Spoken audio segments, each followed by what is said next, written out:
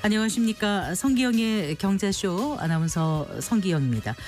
두 달 전 2025 CES에서 엔비디아의 젠슨 황이 피지컬 AI라는 화두를 던진 이후 전 세계 빅테크 기업들이 너도나도 휴머노이드 로봇에 뛰어들고 있습니다. 글로벌 투자은행인 모건 스탠리는 최근 휴머노이드 100이란 보고서를 통해서 휴머노이드 로봇 시장이 앞으로 10년 내에 최대 60조 달러까지 성장할 것이라는 전망을 내놨는데요. 국내 양대 가전업체죠. 삼성전자와 LG전자 역시 최근 휴머노이드 로봇 시장에 출사표를 던져서 양사의 전략과 기술 개발 상황에 이목이 집중되고 있습니다. 국내외 로봇 산업 현황과 전망 그리고 투자 전략 잠시 후에 짚어보겠습니다. 개인 투자자들이 주식시장에서 기관이나 외국인보다 수익을 내기 어렵다고들 하는데요. 월가의 고수들은 어떤 투자 전략을 갖고 있을까요? 월스트리트 투자회사 셰퍼 쿨렌의 설립자가 60년 투자 경험을 통해서 얻은 장기 투자 원칙을 일반 투자자들을 위해서 풀어낸 책이 있습니다. 상승장이든 하락장이든 잘 대처할 수 있는 가치 투자법 오늘 함께 읽어보겠습니다. 이 시간 유튜브로도 함께합니다.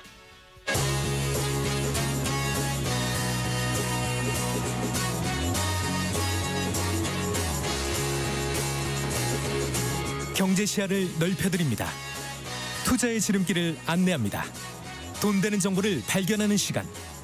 KBS 1라디오 경제쇼. 먼저 오늘의 주요 경제 뉴스부터 정리해드리겠습니다. 경제 뉴스 브리핑 손서구 경제평론가와 함께합니다. 어서 나오십시오. 네, 안녕하십니까. 기업 회생 절차를 밟고 있는 홈플러스의 그 제품 공급을 중단했던 업체들이 네. 다시 공급을 재개하기 시작했다고요? 네, 그렇습니다. 어제 전해드렸었죠. 어제 그 납품을 중단했던 LG전자 그리고 식품 쪽에서는 이제 CJ제일제당이나 농심, 오뚜기 같은 이런 주요 업체들이 다시 또 정상적으로 납품을 재개했습니다. 네. 이제 이들 업체는 대금을 정산받지 못할 것을 이제 우려해서 선제적으로 납품을 일시 중단한 것인데 홈플러스 측이 이제 가용 현금으로 일반 상거래 채권에 대한 지급을 재개를 하면서 납품을 다시 재개하기로 결정한 거고요. 네. 아울러 또 금융권으로부터 홈플러스가 긴급 자금 수혈도 받은 것으로 알려졌습니다. 또 회생 절차를 허가한 서울회생법원에서도 이 홈플러스가 낸 조기 변제를 위한 허가 신청 오늘 오전에 승인을 했습니다. 보통은 이제 회생 절차에 들어가면 채권의 임의 변제가 불가능한데 이제 법원은 홈플러스의 정상적인 영업을 위해서는 상거래 채권을 먼저 변제할 수 있도록 조치를 내려준 것이고요. 네. 이에 따라서 이제 홈플러스 일부 점포에서 보였던 물품 부족 사태는 일단 오늘 중으로 해소될 것으로 보입니다. 일단 납품 중단이라는 큰 고비는 넘기긴 했지만 이런 자금 집행이 좀 지속적으로 안정적으로 이루어질 수 있을지는 여전히 의문이 남습니다. 예를 들어서 홈플러스가 일반 상거래 채권에 대한 대금 지급을 재개하긴 했지만 전체를 다 지급하겠다라는 건 아니고 일부에 대해서만 현재 입금 계획을 밝혀오고 있기 때문에 아직까지는 납품업체나 혹은 채권자들의 불안감이 남아있는 상태이긴 합니다. 네. 자, 경기도 평택시가 미분양 관리 지역으로 지정됐다고요? 네. 이 주택도시보증공사에 따르면 평택이 이달에 미분양 관리 지역으로 신규 지정됐고요. 평택은 지난 2018년 5월부터 약 2년간 미분양 관리 지역으로 지정돼 왔다가 2020년 6월 당시에 이제 부동산 시장이 화랑이었었죠. 관리 지역에서 해제가 됐었는데 4년 10개월 만에 약 5년 만에 다시 관리 지역으로 지정됐습니다. 평택의 미분양 문제는 심각합니다. 올해 1월 기준 6,438가구, 네. 1년 사이에 18배나 급증을 한 것이고요. 올해 1월 기준 평택 미분양이 경기도 전체 미분양의 42.5% 절반 가까이를 차지하는 수준입니다. 평택하면 이제 수도권에 해당되는 거잖아요. 네. 그런데 미분양이 이렇게 급증한 이유가 뭘까요? 일단 주택이 너무 많이 공급됐다라는 거 하나가 있고 여기에다가 이제 반도체 불황이 겹친 게 평택의 이제 미분양이 급증한 이유로 볼 수 있겠습니다. 네. 평택에는 아시는 것처럼 삼성전자가 이제 평택 캠퍼스가 이제 있지 않습니까? 이곳에 세계 최대 규모의 반도체 생산 라인을 구축을 하고 있고 일부는 가동 중이긴 하죠. 또 하나 이 GTX-A나 C 노선 연장이 되는 이런 교통 호재도 있기 때문에 막대한 배후 수요가 있다고 판단한 건설사들이 평택에 대대적으로 주택을 공급하기 시작한 거죠. 네. 그런데 이제 기대와 달리 반도체 업황이 꺾여 버리게 되고 이에 따라 삼성도 이제 평택 생산 라인에 대한 투자 속도 조절을 지금 하고 있거든요. 그러니까 과잉 공급으로 이어지게 됐죠. 그러니까 인구 유입이 예상보다 저조하다 보니까 지난해 연말에 청약을 진행했던 평택에 있는 신규 단지들 대부분 다 저조한 경쟁률을 보였습니다. 아울러서 평택이 또 수도권에 속하기 때문에 정부의 미분양 그 지원 대책에서는 또 제외되는 이런 사각지대에 놓여져 있더라고요. 예. 그러니까 지방 미분양에 이제 주택 구입을 할 때는 뭐 디딤돌 대출의 금리 특례 적용을 받거나 혹은 주택 구입 수에서 제외를 해서 과세에 있어서 좀 특례를 주는 이런 지원책들이 있는데 수도권이어서 평택 지역은 이게 빠져 있는 거죠. 이에 따라서 지금 평택에 진출해 있는 시행사들이 추가적인 자금난으로 인해서 부실 우려가 높아지고 있는 상황입니다. 네. 자, 그리고요. 그 상속세 개정안을 놓고 이제 여야가 입장 차이를 좁히지 못하고 있는데 네. 그런 가운데 그 이재명 더불어민주당 대표가 여당에서 제안한 배우자 상속세 폐지에 네. 동의했다고요? 네. 이제 오늘 이재명 대표가 국회에서 열린 최고위원회에서 국민의힘이 제안한 배우자 상속세 폐지에 대해서 우리도 동의를 할 테니까 이번에는 처리를 하면 좋겠다라는 네. 입장을 밝힌 거예요. 이제 앞서 민주당도 배우자 상속과 관련돼서는 공제 한도를 5억 원에서 10억 원으로 높이는 방안을 냈었고요. 그러자 이제 국민의힘에서 한 발 더 나간 거죠. 이제 권영세 그 비상대책위원장을 통해서 아예 배우자 상속제를 폐지하자. 없애버리자. 네. 이런 방침을 밝혔고 이를 당론으로 추진하기로 한 거거든요. 여기에 대해서 이 대표가 여당에서 제의한 이 배우자 상속세 폐지에 동의를 할 테니 초부자 상속세 감세 같은 조건은 따로 붙이지 말고 일단은 지금 합의된 사항부터 상속세 개정안을 처리하자라는 제안을 한 겁니다. 여기에서 이제 이 대표가 언급한 초부자 상속세 감세는 이제 정부 여당이 지금 내놓은 상속세 최고 세율을 50%에서 40%로 이제 낮추는 것을 얘기를 하는데 여기에 대해서는 민주당이 반대를 하고 있죠. 그러니까 일단 그 이견이 있는 부분은 제외하고 배우자 상속세 폐지에는 동의를 할 테니 네. 합의된 안부터 우선적으로 처리를 하자라는 것입니다. 네. 그 도널드 트럼프 미국 대통령이 그 가상화폐를 전략 자산으로 비축하겠다 이런 계획을 내놔서 네. 가상화폐 가격이 급등했었는데 그랬죠. 실제로 이와 관련한 행정명령에 서명을 한 건가요? 하긴 했는데 예. 이게 절반만 서명을 했다고 표현을 해야 되나요? 네, 일단은 트럼프 대통령이 이제 비트코인을 비롯한 가상화폐 전략 비축을 행정부에 지시를 했고요. 이제 데이비드 섹스 가상화폐 그 백악관 차르가 SNS를 통해서 이와 관련해서 행정명령에 트럼프 대통령이 서명했다는 사실을 공식적으로 밝혔습니다. 네. 그래서 이제 비축 대상을 보면 형사 또는 민사상 몰수 절차의 일환으로 압수된 연방 정부가 소유하고 있는 비트코인이 비축 대상인 거예요. 네.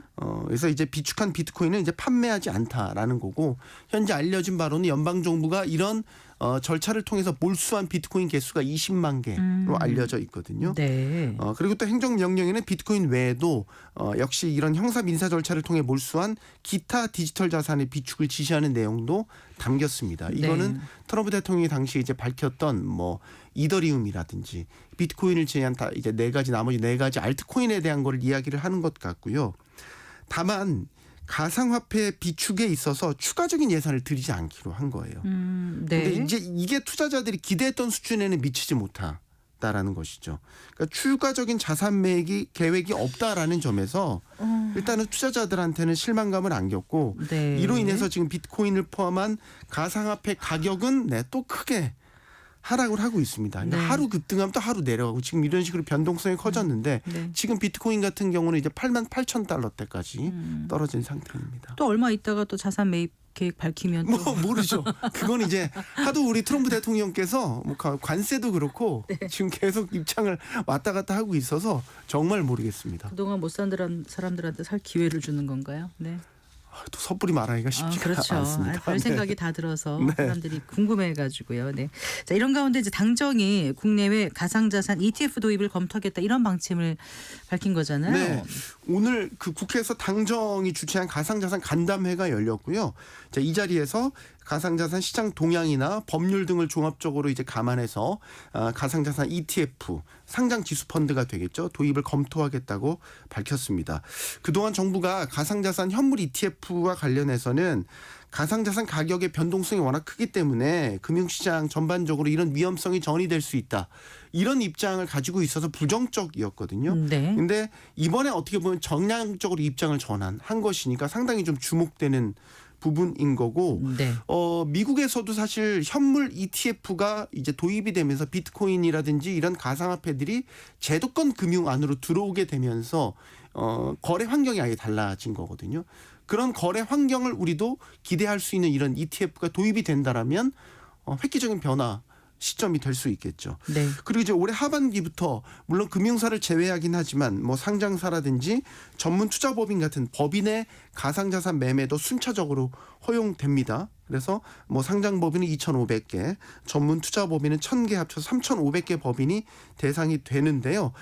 여당인 국민의힘은 이 가상자산 시장 활성화를 위해서 디지털 가상자산 기본법 같은 각종 입법 지원에도 속도를 내겠다는 방침을 밝혔습니다. 네. 잘 들었습니다. 고맙습니다. 감사합니다. 경제뉴스 브리핑 손서구 경제평론가와 함께했습니다.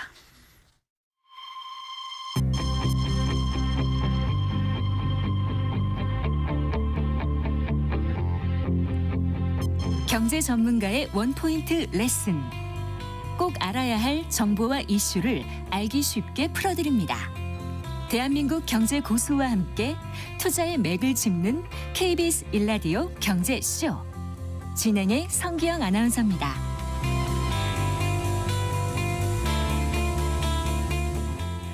4시 17분입니다.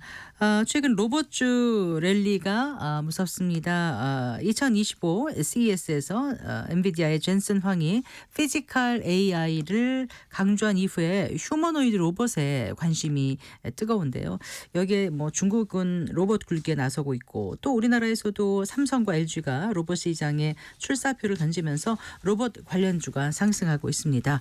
자, 국내 로봇 산업 현황 살펴보고요. 앞으로 전망 해보고 또 로봇 관련 투자 전략도 짚어보겠습니다. 양승윤 유진투자증권연구원 스튜디오에 모셨습니다. 반갑습니다. 안녕하십니까. 안녕하세요.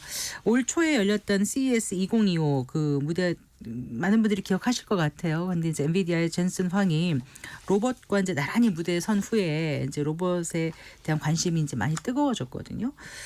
일단 그 젠슨 황 CEO가 그 차세대 기술로 점찍은 그 기술이 이제 피지컬 AI 잖아요. 그게 어떤 건지 좀 구체적으로 설명을 해주세요. 네, 일단은 올해 연초 CES에서 말씀해주신 것처럼 젠슨 황이 로봇 AI를 굉장히 강조를 많이 하셨었어요. 그러니까 로봇 AI 하면서 이제 피지컬 AI라고 하는 키워드가 이제 급부상을 하고 있는 상황인데 피지컬 AI가 뭐냐면은 네. 이걸 직역해서 보면 그냥 물리 AI입니다. 네. 물리 AI인 거고 지금까지 AI라고 하는 것들은 저희가 많이 접하시겠지만 뭐 챗GPT라든지 이런 네. LLM 언어 모델 기반에 거대 대한 언어 것들을 모델. 네. 좀 많이 이제 저희가 접해 보셨을 텐데 뭐 AI 모델이 결국은 지금 현재 언어 모델에 그치고 있지만은 중장기적으로는 이게 신체화 될 거다. 결국은 이제 지능을 갖춘 존재가 이제 뭐 단순히 뭐 언어 모델 이런 쪽에서만 활용되는 게 아니라 약간 이제 물리적인 존재로서 이제 저희가 지능을 또 갖추게 될 거다라는 관점에서 이 물리 AI에 대한 키워드들이 좀 급부상을 하고 있는 상황이고 네. 근데 이제 지능을 갖춘 AI라고 하면은 그러니까 지능을 갖춘 AI가 약간 또 신체화된다라고 하면은 저희가 또 거기에 연결돼서 볼 수 있는 건 결국은 지능형 로봇 네. 이겠죠. 또 거기서 최고봉을 달리고 있는 게 뭐 휴머노이드. 그러니까 하드웨어 쪽에서는 저희가 기술적으로 제일 어렵다고 하는 게 이제 휴머노이드라고 하는 거니까 네. 이런 피지컬 AI, 물리 AI와 그리고 이제 휴머노이드가 같이 결합이 되면서 시장에 대한 기대감들이 좀 큰 폭에 좀 증폭되고 있는 이제 그런 상황들이라고. 그러니까 휴머노이드 하면은 인간의 모습과 닮은 그런 건가요? 맞습니다. 네. 인간의 형태를 한 형태를 한. 네, 로봇이 휴머노이드고요. 아직 뭐 이렇게 완벽하게 담진 않지만 그럴 듯하게 머리, 네. 뭐 팔다리, 네. 몸통 이렇게 있고, 네. 예, 그래요. 그런데 이제 그 벌써 2달이나 지났지만은 그 젠슨 황이 CES 2025 연단에 올라섰을 당시에 나란히 섰던 로봇들이 절반이 중국 업체 거였었나요? 맞습니다. 지금 거의 절반 정도가 중국 업체였었고 네.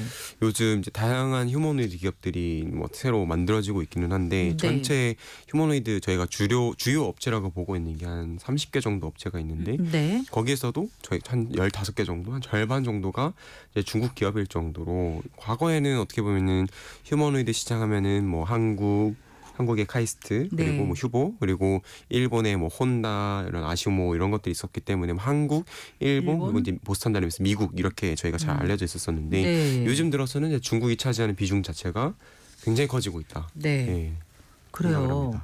그 유튜브나 여러 동영상에서 중국의 로봇 영상 접하신 분들 꽤 되실 것 같아요. 근데 기능은 물론이고요. 뭐랄까 좀 많이 자연스러워졌다 이전보다 네. 그런 생각들 하시는 분들 많을 텐데 지금 중국 내에서 로봇 개발 업체만 네, 몇십만이라면서요?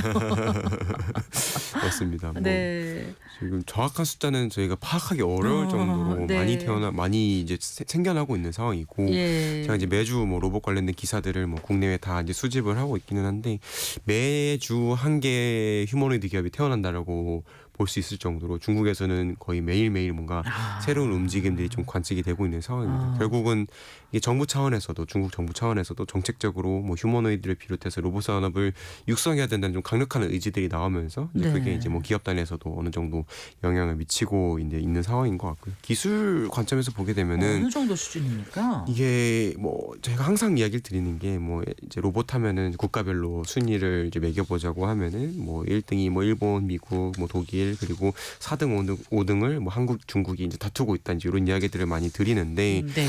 옛날에는 이제 한국이 중국보다는 당연히 앞서 있었습니다. 뭐 중국에서 로봇이 없으니까 뭐 한국에서 뭐 저희가 받아서 쓰기도 하고 연구 개발에 대한 이제 도움들도 많이 요청을 하셨었는데 네. 지금은 현 시점에서 보게 되면은 중국이 한국보다는 최소 앞서 나가 있는 이제 그런 상황이 아닌가라고 생각이 되고 있고 네. 뭐 유튜브 영상 이런 것도 많이 보시겠지만은 점점 자연스러워집니다. 자연스러워지는 데에는 돈이 많이 들어가고 있고 이제 돈이 들어간 만큼 다양한 로봇들이 나오면서 또 다양하게 쓰이고 있으니까 어느 정도로 자연스러운 거예요? 지금 이제 유니트리 로보틱스라고 하는 네, 중국 기업이죠. 네, 중국 네. 회사가 있습니다. 네. 근데 이 회사에 나중에 이제 시간이 되시면은 그 유튜브 홈페이지를 가셔서 보시면은 거의 1년 전과 지금의 모습들을 비교해서 보면은 굉장히 자연스러워졌다. 지금 어느 정도 동작까지 할 수 있는 거예요? 최근에 나온 영상이 이제 네. 쿵푸를 하는 영상이 나왔습니다. 오, 예, 발차기 하는 거. 발차기 하는 거. 그게 네. 유니트리였습니까? 네. 아. 구슬을 이제 로봇이 수행을 하는 발차기에서 뭔가 차버리는 이제 그런 움직임들이 나왔는데 네. 굉장히 액티브한 모습들이었었죠.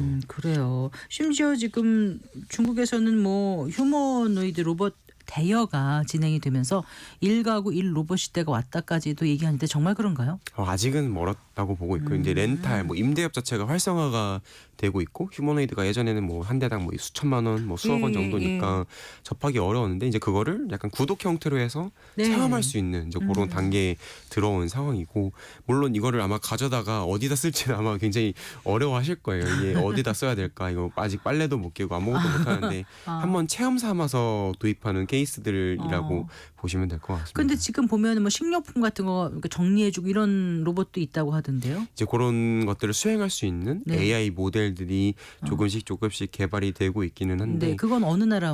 뭐 중국에서도 하고 있긴 하지만 네. 이제 주로 저희가 개발이 보통 이루어지고 있는 거는 네. 아무래도 미국 쪽입니다. 아, 네, 로봇 AI, 그렇군요. 피지컬 인텔리전스의 시초는 거의 구글이 이 흐름을 만들어왔기 때문에 예, 미국이 예. 주도하고 있다. 네, 지금 미국 보면은 이제 엔비디아나 MS 등 대형 빅테크 기업들도 너도나도 지금 네. 로봇 개발에 투자하고 나섰다고 하던데 아무래도 네. 미래 시장이 밝다라고 생각했기 때문에 그러겠죠. 맞습니다. 네. 뭐 M7 흔히 저희가 표현하는 뭐 테슬라부터 해서 뭐 네. 마이크로소프트, 메타, 애플 등등의 이제 주요 기업들이 다 이제 로봇 하겠다라고 이야기를 하고 있고 네. 이 기업들을 좀 살펴보면은 대부분이 또 AI에 관련된 기업들인데 결국 이 AI 하는 기업들이 로봇 하겠다라고 하는 이 이야기는 결국 AI의 최종 종착점은 또 로봇이다. 결국 물리 AI와 그러니까 피지컬 AI와 피지컬 또 연관이 되는 휴머노이드. 부분들이어서 네. 당연한 흐름일 수밖에 없지 않나 네. 생각을 하고 있습니다. 그 테슬라 같은 경우는 유명한 게 그 옵티머스잖아요. 네. 그것도 휴머노이드 로봇인 거죠? 맞습니다. 그게 어느 정도까지 지금 진행되고 있습니까? 개발이요. 이게 이제 2021년에 처음 옵티머스 개발하겠다고 이야기를 했고 2022년, 2023년 계속해서 업데이트를 해왔는데 네.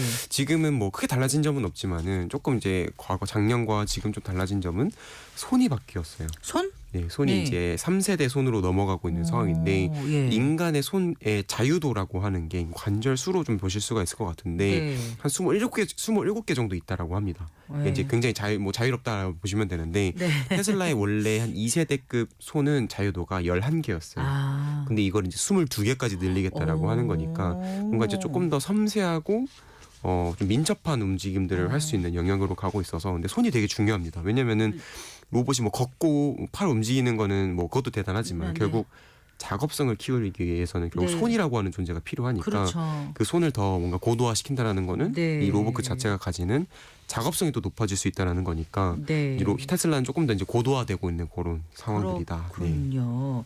그 우리나라의 대기업들이 지금 로봇 개발에 꽤 많이 뛰어들고 있죠. 네. 좀 현황을 좀 짚어볼까요? 일단은 뭐 삼성, 뭐 LG전자, 뭐 현대차, 뭐 다양하게 네. 이제 뛰어들고 있는 상황인데 네. 일단은 그래도 움직임이 제일 강하게 나오고 있는 거는 아무래도 삼성전자 쪽이다라고 생각을 합니다. 네, 네. 뭐 작년 연말에 기존에 투자를 했었던 레인보우 로보틱스 이 기업에 맞아요. 대해서 네. 뭐 추가 지분 투자를 이제 감행을 하면서 이제 지난주 이번 주에는 또 기업 결합까지 완료가 돼서 이제 자회사가 된 상황이고요. 그리고 이제 뭐 레인보우 로보틱스에도 투자를 하셨지만은 그 네. 외에도 뭐 저희가 흔히 이제 휴머노이드 시장에서 잘 알려져 있는 원엑스라고 하는 기업이라든지 네. 뭐 피규어라든지 다양한 기업들 또 뭐 삼성 넥스트, 뭐 삼성 벤처 투자 이런 쪽에서 투자가 들어가고 있는 상황이어서 저희가 알게 모르게 이미 삼성은 좀 다수 투자들과 이 사업화를 좀 준비를 하고 있는 상황이라고 보시면 그러니까 되고. 레인보우 로보틱스는 국내 최초로 이족 보행 그 휴머노이드 로봇을 개발한 네, 거죠. 맞습니다. 네. 휴보라고 하는 로봇을 네.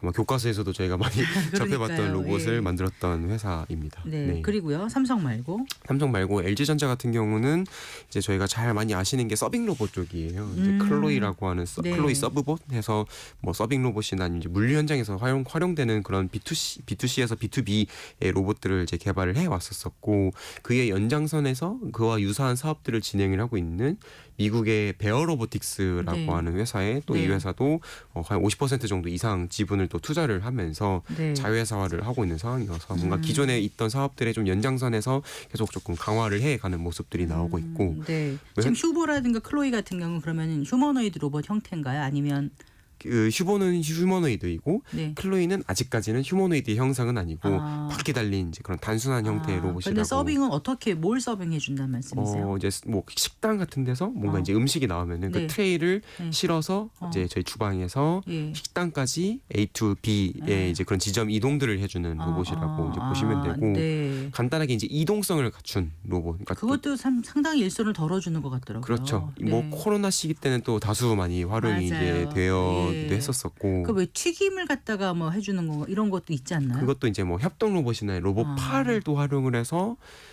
조리에 활용되는 이제 경우들도 다수 있습니다. 네.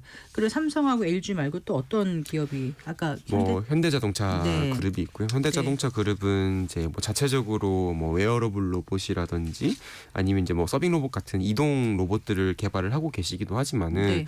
뭐 저희가 제일 관심 큰 거는 이제 현대자동차가 2021년 정도에 인수를 했었던 보스턴 다이내믹스 네, 이제 또 네. 저희가 그룹 자체로서 보유를 하고 있는 상황이니까 좀 이제 그런 부분에서 관심이 굉장히 큰 이제 상황이고 보스턴 다이내믹스도 이제 지난해 제가 이제 또 여기 나와서 이야기도 드리긴 했었지만은 맞아요. 네. 유압 로봇에서 이제는 막 전기 로봇으로 업데이트를 하고 네. 이 로봇 시장의 트렌드가 뭐 단순히 기계적인 움직임만 구현을 하는 게 아니라 이제 AI를 접목해서 인지 판단하는 것들로 이제 넘어가고 있는 상황인데 유압하고 전기하고 뭐가 차이예요? 유압은 이제 말 그대로 기름을 동력원으로서 쓰는 거고 네. 이제 전기는 이제 모터를 이제 쓰는 형상인데 대부분의 로봇은 모터를 쓰고 있습니다. 그렇죠. 네, 네. 네. 그 이유가 이제 에너지 효율적이고 네. 그리고 이제 컨트롤하기 제어하기가 쉬워서 모터를 많이 썼는데 보스턴 다이내믹스가 과거에 이제 유압을 썼던 이유는 유압은 파워가 씁니다.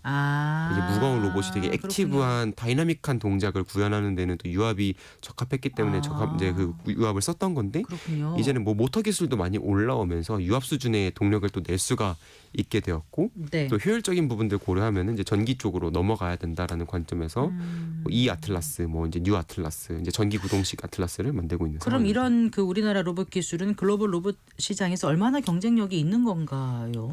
사실 이제 냉정하게 보면은 아직은 점점 뒤처지고 있는 그런 점점 뒤처지고 있어요. 상황이라고 보여집니다. 결국 저희가 일례로 볼 수 있는 게 뭐 해외 쪽에서 투자가 나오는 것들을 이제 볼 수가 있을 것 같은데요. 이제 돈의 흐름들을 볼 수가 있을 텐데 지금 글로벌 스타트업들의 투자들이 연이어서 나오고 있는 상황이고 뭐 아까 잠깐 이야기 드렸던 원엑스도 있고 뭐 네. 피규어도 있고 로봇 쪽에서는 뭐 피지컬 AI 쪽에서는 피지컬 인텔리전스 이런 회사들이 있는데 이런 회사들이 지금 거의 수천억 원에 달하는 투자들을 유치를 하고 있는 이제 그런 상황들인데 우리나라에서는 아직 이 정도 규모의 투자들이 안 나오니까 당연히 조금 어려움이 있을 수밖에 없다라는 부분들과 네. 그리고 로봇 쪽은 인력이 중요합니다. 네. 뭐 기계공학 아니면은 뭐 전기공학, 로봇공학을 전공하신 분들이 많이 필요한데 네. 우리나라는 좀 이런 인력 양성에 있어서 조금 뭐 중국이나 미국보다 뒤처지는 부분들이 좀 나오고 있는 것 같아서 투자와 그리고 인력 양성에서 좀 저희가 분발해야 되는 모습들은 계속 나오고 있다. 그 글로벌 투자은행 모건 스탠리에서 최근 휴머노이드 100 보고서를 통해서 앞으로 이 그 휴머노이드 로봇 시장이 앞으로 10년 내에 뭐 최대 60조 달러 우리 돈 8경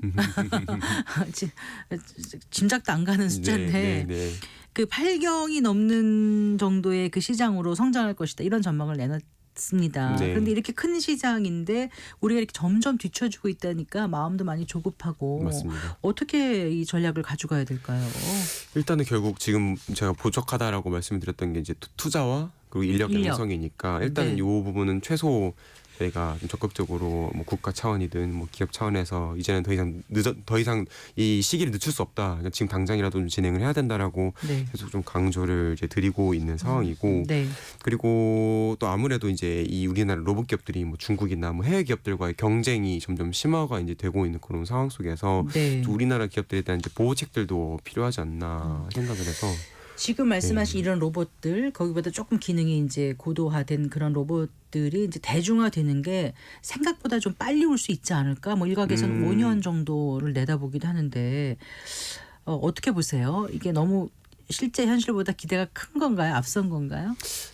다행히도 아직 시간이 좀 많이 남았다라고 저는 생각이 됩니다. 그래서 아직 우리나라도 좀 할 수 있는 기회들은 열려 있고 저희가 예상이 하기에는 이제 저희가 생각하는 그런 정말 모든 것들을 인지 판단 다 자율적으로 수행하는 휴머노이드가 나오기 위해서는 네. 한 2030년 중반에서 후반 정도는 되어야지 가능하지 10년은 않을까 넘어야. 네. 생각을 하고 있고요. 예. 물론 이게 뭐 AI가 부족해서다 이제 이런 이야기들은 아니고 뭐 AI 말고도 부족한 게 많습니다. 배터리 기술도 부족하고요. 네. 컴퓨터 칩 기술도 부족하고 모터 파워도 아직은 부족한 상황들이어서 아직 극복해야 될 난관들이 좀 많이 존재하는 상황이다. 그리고 또 무엇보다도 저희가 고려해야 되는 건 정성적이지만 네. 이제 윤리라든지 아니면 이제 사회적으로 이 휴머노이드가 결국 인간을 대체하기 위해서 들어오는 건데 이 수용성 측면에서 어떨까 그런 약간 이슈를 그런 어떻게 벽에 해결해야 될지 부딪히지 않을까 생각은 하고 있습니다. 그래요. 어쨌든 로봇 관련주 상승률이 어느 정도입니까? 올 들어서. 저희가 작년 연말 대비해서 한창 제일 많이 올라갔을 때는 거의 80%까지도 상승을 했었습니다. 네. 지금 어느 정도 이제 조정을 받으면서 네. 작년 연말 대비해서 한 50% 정도 수준까지는 좀 떨어지기는 했는데 네. 뭐 그럼에도 여전히 많이 올라 있는 그런 상황으로 보실 수가 있을 것 같아요. 네. 그 이제 로봇의 그 영역이 꽤 많지 않습니까? 당장 지금 말씀한 휴머노이드 로봇 산업용에서도 쓰일 수도 있고 가정용으로 쓰일 수도 있고 또 의료 현장에 가면은 좀 관심 있는 게 이제 고령화 시대다 보니까 나이 들면 이제 관절 이런 게 안 좋아서 보행이 좀 힘든 분들도 계신데 어떤 걸 이렇게 장착을 하면 이렇게 걸어 다닐 수 있게 해주고 뭐 네. 이런 거 있잖아요. 네. 그런 거 너무 좋을 것 같은데 그게 상용화되고 친숙하게 우리가 쓸 수 있는 날은 언제쯤 올까? 사실 이미 와 있습니다. 네. 뭐 그런데 너무 비싸서 보통 우리는 살 수 없는 맞습니다. 상황이니까요. 네. 네. 그래서 지금 이제 아까 서두에서도 말씀을 주셨지만 이제 중국에서 뭐 휴머노이드 렌탈 사업을 하는 것처럼 저희가 이 웨어러블 로봇을 한 대를 바로 산다고 하면은 뭐 수백만 원 호가를 하겠지만은 한 달 렌탈 가격으로 보면 또 뭐 수만 원까지 떨어질 수가 있기 때문에 이런 구독형 그런 서비스들을 또 제공을 하면서 네. 이 소비자들의 그런 도입에 대한 장벽 자체를 좀 낮출 수 있는 부분들이 있을 거고 이미 제품들은 개발이 되어서 나와 있고 실제로 뭐 등산한다라든지 뭐 운동할 때 쓰는 경우들이 하나 둘씩 나오고 있고 또 네. 우리나라 대표 기업인 삼성전자도 그 웨어러블 로봇 시장 보핏이라고 하는 제품을 또 공개를 하고 있는 상황이어서 네. 이 시장은 뭐 멀지는 않았다 생각은 듭니다. 네. 국방 이런 쪽에서도 로봇이 많이 활약할 수 있지 않을까요? 그렇죠. 많이 활용될 할 거다라고 생각을 하고 있고요. 뭐 러우 네. 전쟁에서 안타깝게도 이제 그런 참혹한 전쟁에서 드론과 같은 이제 신기술들이 많이 활용이 됐는데 로봇도 일부 활용이 되고 있습니다. 로봇이라고 하는 게 아직 저희가 이제 사회적인 수용성 이런 것들 고려해야 된다 말씀을 드렸는데 네, 예. 거기서 또 자유로운 게 어떻게 보면 전쟁이라고 하는 현장들이기 때문에 또 로봇을 제일 뭔가 아무 거리낌 없이 편안하게 쓰는 게 한번 시험해 볼 수 있고. 시험해 볼 수 있고 그 기술들을 테스트해 볼 수 있는 현장들은 또 전쟁이나 뭐 이런 전장에 대한 부분들이어서 국방 로봇에 대한 이제 또 보급도 계속 저희는 앞으로도 확장이 될 거다 생각을 하고 있습니다. 사회적 수용성 말씀하셨는데 윤리 부분 이런 것도 있고요. 실제적으로 또 규제라든가 이런 부분도 있지 않겠습니까? 그래서 네. 그런 걸 다 따져봐야 투자하는 분이 본인의 어떤 스탠스, 입장을 잘 취할 수 있을 것 같은데 맞습니다. 어떤 규제 같은 걸 우리가 좀 눈여겨봐야 될까요? 일단은 뭐 아직 규제라고 할 만한 게 아직은 없습니다. 없어요? 사회적인 컨센서스가 없기 때문에 이제 규제라기보다는 네. 아직은 이제 로봇에 대해서 정의가 없어서 뭐 예를 들어서 저희가 이제 재작년에는 물류 로봇, 그러니까 배송 로봇 쪽에 대해서 규제가 되게 많다는 이야기들과 그 규제들을 풀기 위한 시도들을 했었었는데 저희가 뭐 규제가 있었던 건 아니고 이 실외 자율주행 로봇에 대한 정의 자체가 없으니까 이 로봇들이 과연 합법적으로 돌아다닐 수 있는 건가? 바깥에서 도로에서 네. 네. 이제 그런 관점에서의 이제 규제들이 좀 정비들이 이루어져야 되는 상황들이어서 네. 아마 로봇이 뭐 국방 로봇, 뭐 의료 로봇 이런 것들이 다양하게 나오면은 좀 후행적으로 이제 법제화되고 뭐 로봇들 정의하고 이런 움직임들이 좀 나올 텐데 그거 좀 속도감 있게 로봇 산업업계에서 먼저 좀 목소리를 내셔야 될 것 같아요. 많이 내고 있습니다. 아, 그래요? 그래서 그걸 네. 또 적극적으로 반영을 해주고 있는 그런 상황들이고. 그래요. 로봇 산업 가운데 글쎄요 단기적으로 지금 관심들이 많으시니까 좀 주목해 볼 만한 성장성 아니 투자에서 이렇게 좀 수익을 많이 낼 수 있는 그런 분야는 어떤 게 있겠습니까?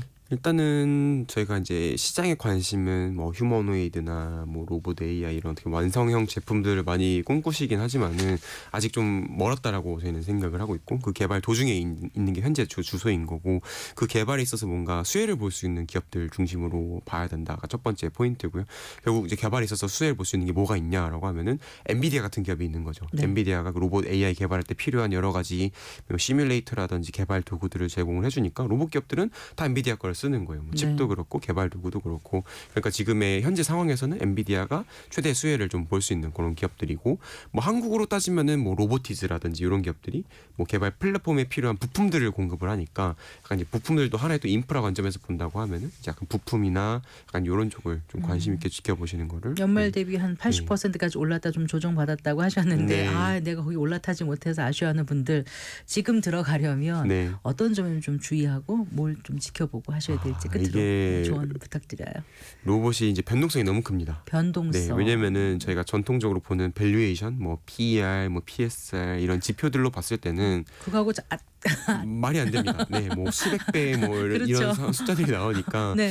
좀 이제 단기적으로 접근할 때는 좀 이제 저희는 계속 변동성은 좀 각오를 하셔야 된다라고 말씀을 드리고 있고, 근데 이제 네. 그 변동성을 단기로 보면은 굉장히 진폭이 크지만 네. 긴 시계열로 보면은 우상향을 하고 있습니다. 네. 뭐 저희가 2023년에 한 100% 이상 상승을 했다가 네. 작년 연간으로는 뭐 한 30-40% 정도 하락을 했다가 하락했다가 다시 또 지금 또 한 50% 정도 올라가고 네. 있는 이제 그런 상황들이니까 약간 이제 그런 장기적 관점에서 접근을 하셔야 된다라고. 최소한 1, 2년 이상은 보고 해야 되겠네요. 그렇죠. 네. 괜찮은 기업들, 기술이 있는 기업들 중심으로 네. 뭐 단기 변동성들 좀 이겨내시면서 네. 긴 호흡에서의 투자들을 하실 필요가 있지 않나 생각을 하고 있습니다. 알겠습니다. 잘 들었습니다. 고맙습니다. 감사합니다. 네, 감사합니다. 양승윤 유진투자증권 연구원과 함께했습니다.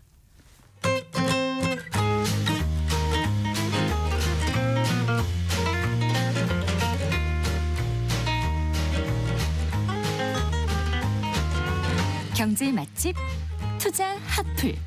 지금은 돈 벌기 딱 좋은 시간. KBS 1라디오 경제쇼.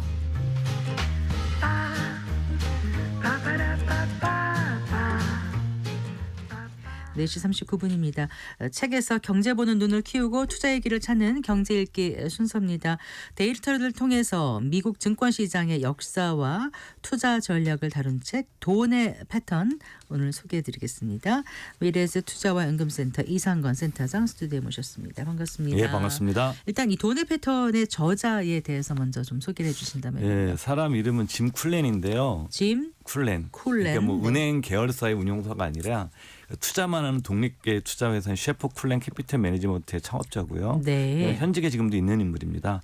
1964년도부터 자신의 회사 설립해가지고 60년 동안 설립을 한 건 아니고 64년도부터 미국 월가에서 활동을 하고 지금 네. 자기 회사를 경영하고 있는 사람인데 네. 60년 동안의 그 자신의 투자 경험을 그 바탕으로 해가지고 여러 가지 이제 미국의 데이터들을 다 보면서 개인 투자자들이 어떻게 주식시장에 접근하면 좋은지를 소개하고 있는 책인데요. 네. 제 생각에는 좀 이게 좀 초보자분들이 좀 보시면 되게 좋을 것 같아요. 좀 주식 용어 정도는 다 아시고 네. 이러신 분들이 보시면 좋을 것 같고 이 책의 핵심 메시지를 한 4가지로 간추려 보면은요. 첫 번째 주식 투자를 어떻게 바라봐야 되냐 건데 주식 투자는 그야말로 전쟁터다. 지난 100년간 주식시장을 살펴보면 엄청난 변화가 많고 예측하지 못한 사건들이 많이 일어난다. 그렇기 때문에 예측하는 것이 굉장히 어렵다. 생존하기도 네. 어렵고.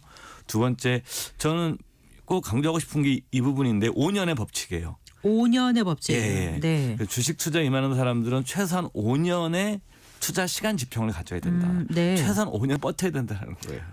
네? 단기적 예측으로는 돈을 벌 수 없다. 네. 그다음에 세 번째로는 마켓 타이밍에 대한 이해가 굉장히 중요한데 네. 시장을 맞추려고 노력하는 행위는 오히려 장기적인 실적을 망치는 침묵의 살인자다.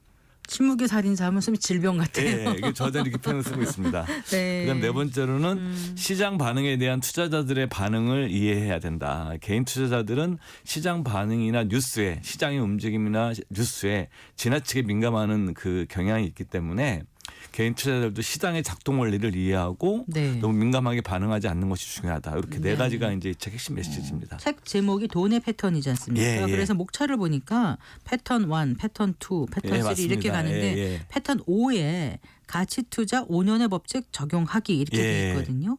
5년을 왜 설정했을까요? 예, 일단 먼저 이제 개인 투자자들이 투자해서 실패하는 이유 중에 하나는 너무 빨리 부자가 되고 싶어 하는 거죠. 조급하죠. 예. 네. 그래서 이제 워렌 버핏의 얘기를 제가 소개하고 있습니다. 천천히 부자가 되고 싶은 사람은 없다. 하지만 나는 그렇다. 이것이 내가 시장에서 이긴 이유이다. 그러니까 나는 천천히 부자가 되려고 그랬다. 네. 그러니까 워렌 버핏의 얘기고요.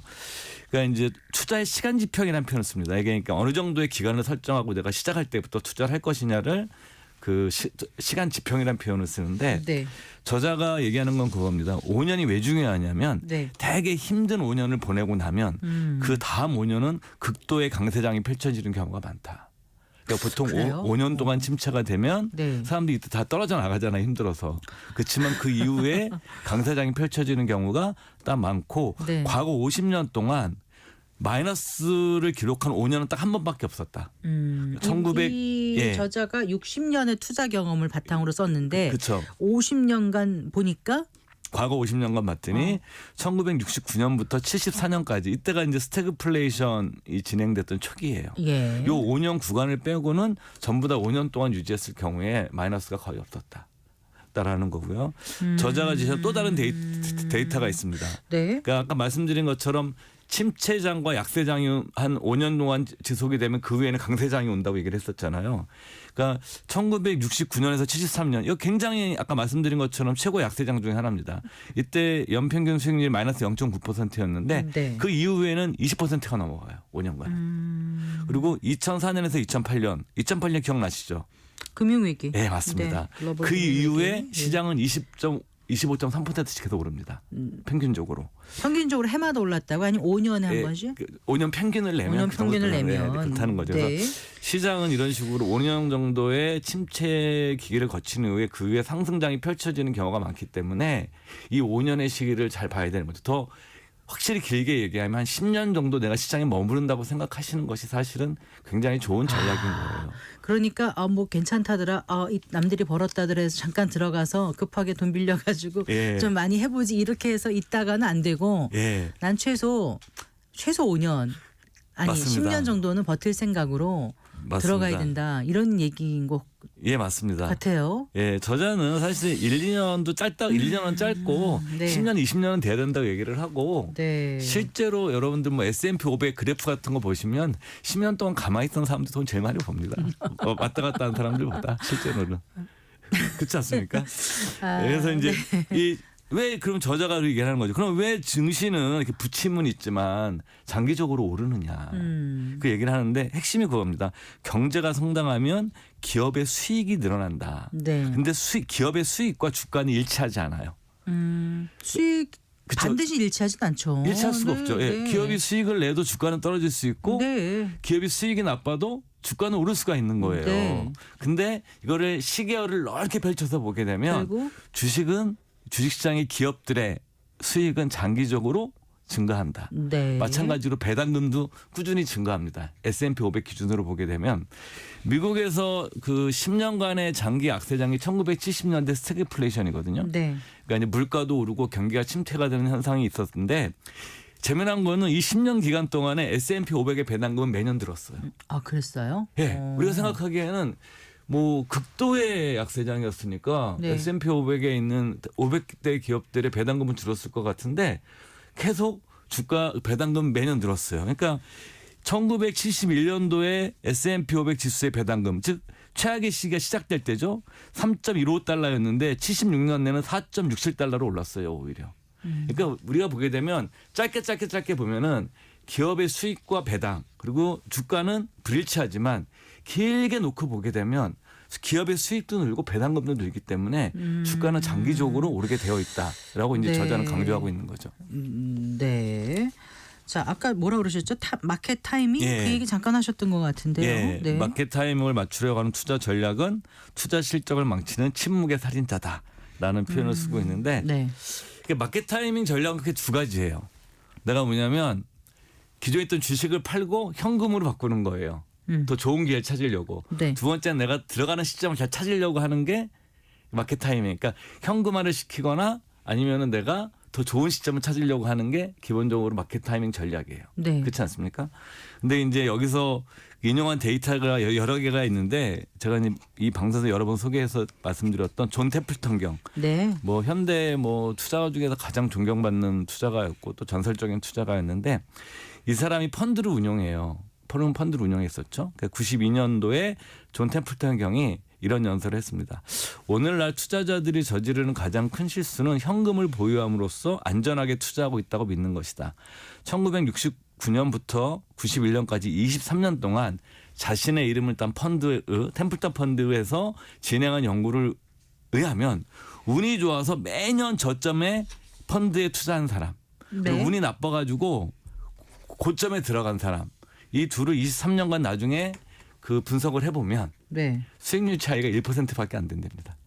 그래요? 시간이 흘러갈수록. 그러니까 짧은 기간에는 많지만 23년간 지나고 나서 보게 되면 네. 큰 차이가 안 난다는 거예요. 그래요? 예, 그래서 이제 존 템플턴 형이 하는 얘기가 투자하기 좋은 때와 나쁠 때의 수익률 차이는 고작 1%밖에 없다. 이것이 장기 투자자들에게 주는 그러니까 장기 투자자입니다. 핵심이 주는 메시지는 분명하다.